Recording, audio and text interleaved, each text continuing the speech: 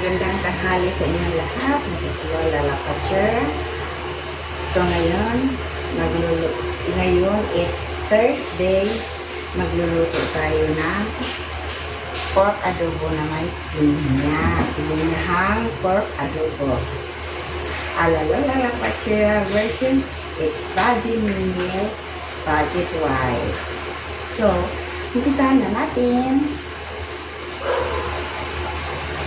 Ito, nilagay ko na ang tubig nitong pineapple at lagyan na natin. Ating i-marinate siya dito.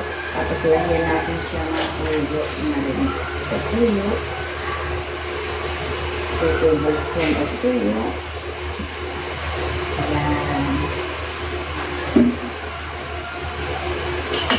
At lagyan natin siya ng Mamacita's oyster sauce.